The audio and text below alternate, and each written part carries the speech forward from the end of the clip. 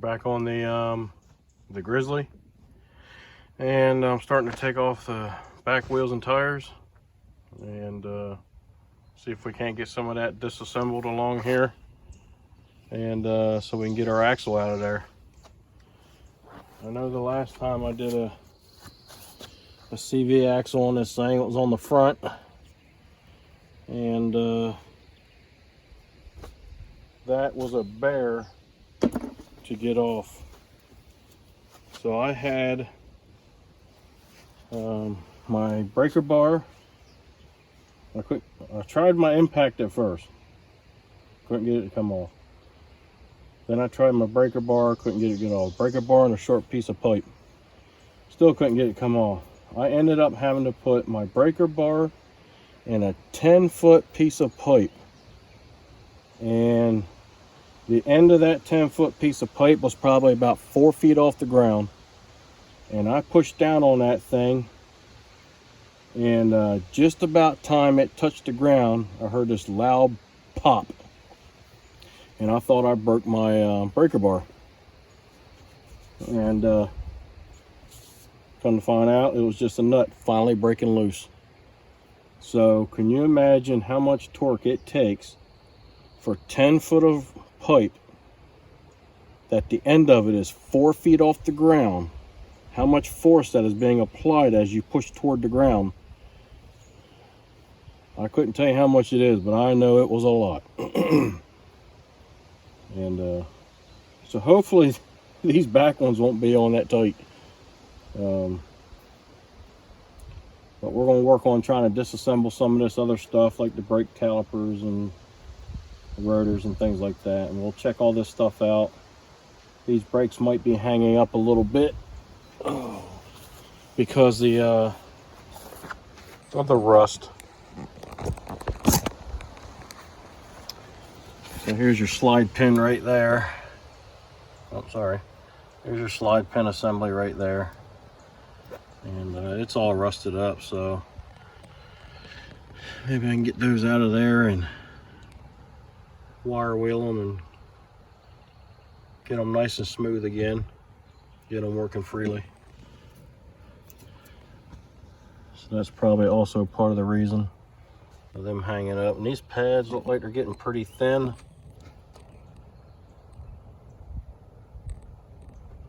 But when we get them off of there, we'll take a better look at them.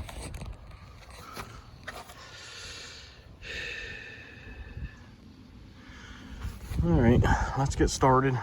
I just want to talk a little bit about and apologize a little bit for the not putting content out for probably the past 5 or 6 days, and I apologize for that. But I may have mentioned this before, but I don't know, but I'm gonna mention it again. I've not been feeling good, and I've been working with my doctor trying to get things figured out, doing some blood work and things like that. And right now I'm pushing myself a little bit to come out here and do some of this because of my lower back and sciatic nerve is bothering me pretty bad right now. And I've been throughout the day trying to stretch those muscles back out to get them off that nerve. So hopefully we'll relieve that pain after a while. So I'm going to continue to do that stretching, and that should do the trick. I've had that work for me in the past, so that's what I'm going to do again now. I'm going to continue to put out content for you guys, but it may not be as much. I'm going to do what I can for you and try to get this stuff done for people. So let's get started. See if I can't get 1, 2, 3, 4 bolts off. And this here is basically a scraper blade that sits off the wheel about that far, and as mud and stuff packs up underneath of there, it kind of knocks that off for you. It's kind of the same thing on one of our pieces of equipment at work, the pellet mills. They got a little scraper blade on them, kind of does the same thing.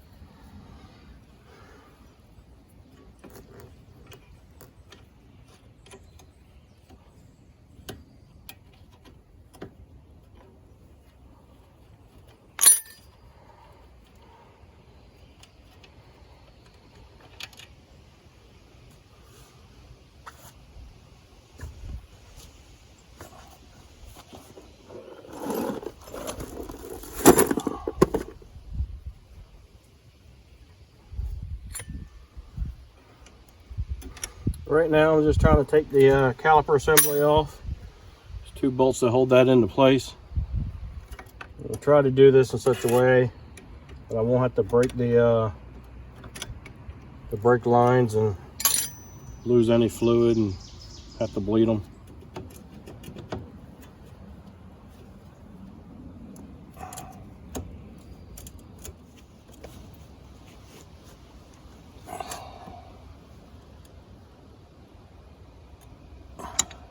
Okay, so I'm just trying to compress the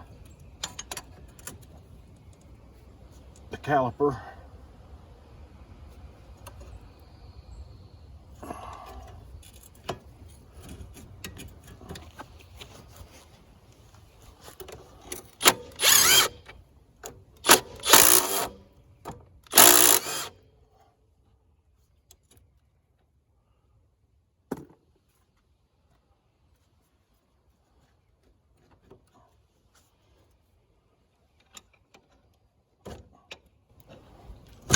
There we go.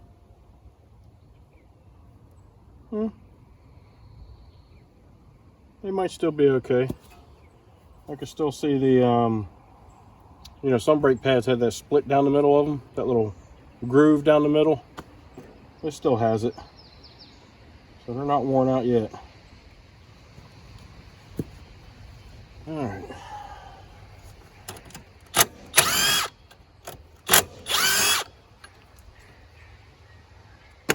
I don't think the bearings are in bad shape. I can't get no play out of them. And I checked them before I pulled the wheels and tires off. You kind of do that the same way as you would a car. You get up underneath there and just kind of lift up and down on it. The only play that I could find is a little bit like this. So I'm guessing that through here, there's a bushing. I'm thinking there's a bushing that goes through here for this bolt. And that might be starting to get worn. It's not a whole lot of play. All right, I think we're to the point that we probably need to start trying to work on this nut, trying to get it burnt loose. And on these types of these 4-wheelers here, what they do is, instead of using a castle nut, they take and use a this type of nut, and they take in a blunt chisel or something and just bend that inward, and that's what into the keyway area, and that's what seems to what they use to lock it in place. I don't know if I can get a chisel up under there and kind of like bend that back out, or maybe I can, I don't know, grind that little bit of a section out so that I can turn. We'll see what we got to do. We'll try stuff. We'll see what happens. We'll see what works. All right, I got a hammer. Just a ball peen is what I use. You use any kind of hammer you want. A chisel. A little punch that has a little bevel cut onto it. And just a regular punch flat on the end. We're going to try those things out, see what happens. Let's see if we can get up underneath here and get that opened up. I think that's going to work.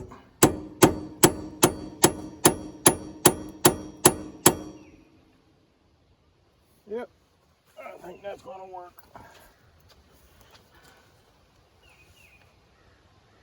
Yeah, that's done did. We're good. We're good. This is metric, but the 1 1/16" socket fits on it really good. So that's what we're going to use.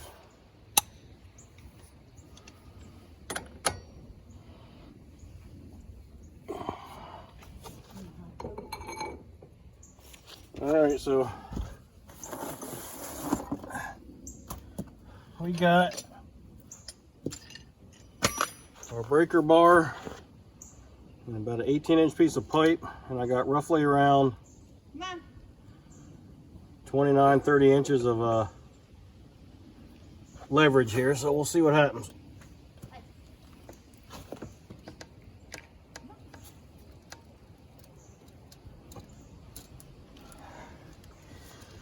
Yep. I'm 1.5 feet off the ground. Still can't get it to pop.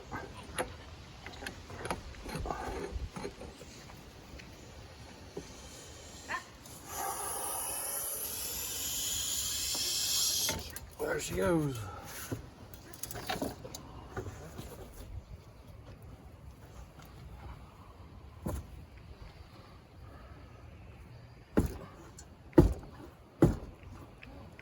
All right, we'll try that.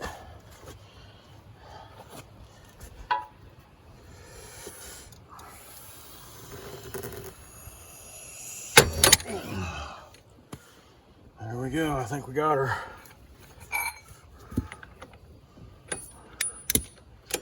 That was on there pretty good. Everything's. That was nowhere near as bad as the first one I did on this one.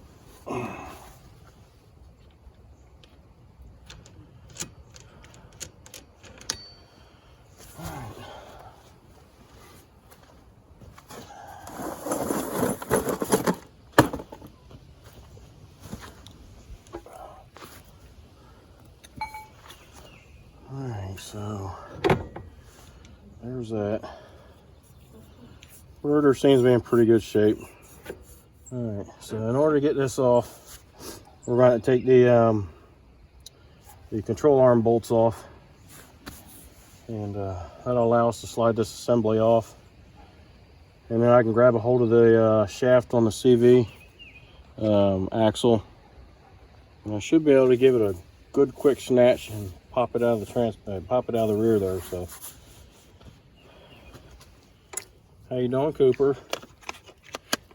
How you doing, Cooper? Say hi. Say hi, Cooper. Hey. Coop. Cooper. Coop. There we go. Come on, bud.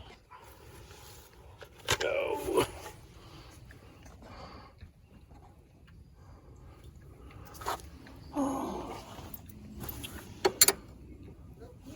Golly day. So if it's a 14 on that side, you would think it'd be a 15 or a 16 on that side. That evidently wasn't good enough. It went bigger.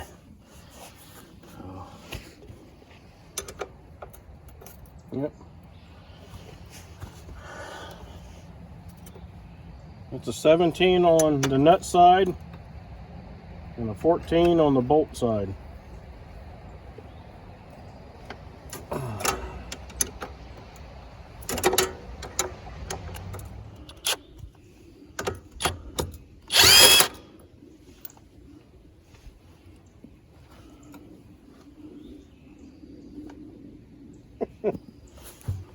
I hate when I do that.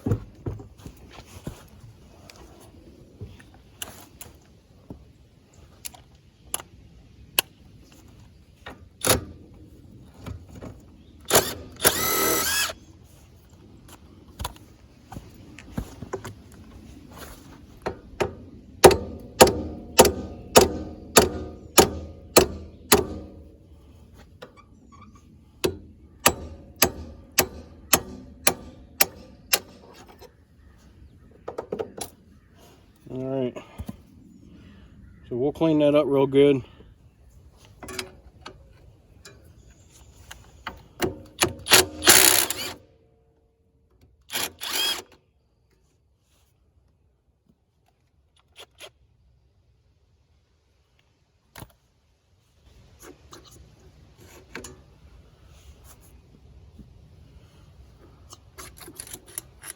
And there you go. So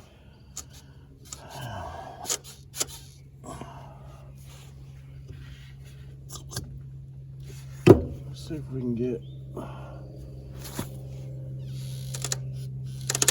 that out of the way.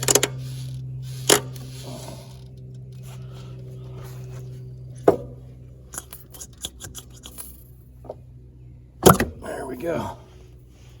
And the only thing that basically holds these CV axles in is it's just a little wire ring right there. That's it. When you put it in, you give it a good quick shove. Same way when you take it back out. All right, so we got one of them out. And basically what I'm doing right now is just making sure there's no other issues anywhere else. I'll probably see if I can get a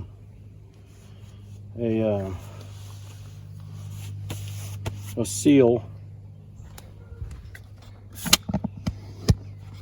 for the back there.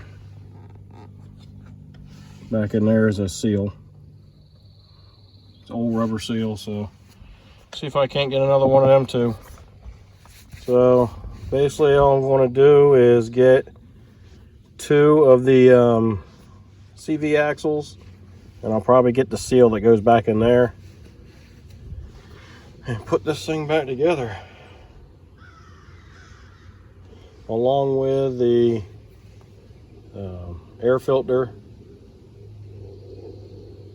and basically a service kit, the air filter, oil and oil filter. So everything else seems to be fine here. Everything seems to be nice and tight. You've seen how tight that was. I had to push on it pretty good just to get it to move out of my way a little bit. So those bushings are in good shape. This still has resistance. Boots aren't torn. I don't want to leave this out, so what I think I'm going to do, slide this CV axle back in, and that way we'll keep contaminants out of that rear end. While we're waiting for the stuff to get here, and what I'm going to do is I'm going to take this little retaining ring off of the end of the CV axle that goes into the transmission. That's that part I was showing you a minute ago that actually holds it inside the rear end, not transmission, the rear end. Make it a little easier to go in, make it a little easier to come out. It's not that hard really, but I just want it to sit there to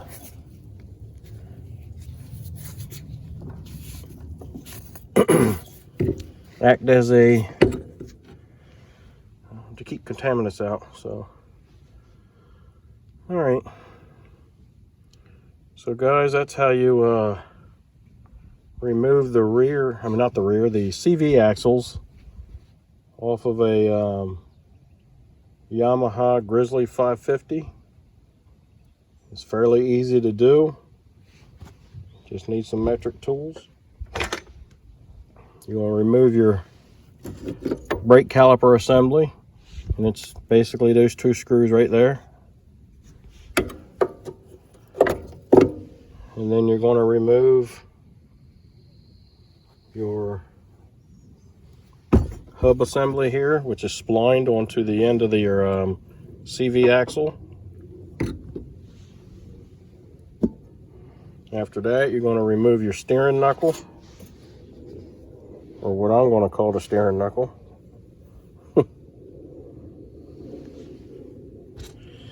And after that, you move your upper control arm up out of the way a little bit. You just grab a hold of the CV axle and you get a quick snatch. It should pop right out of there for you.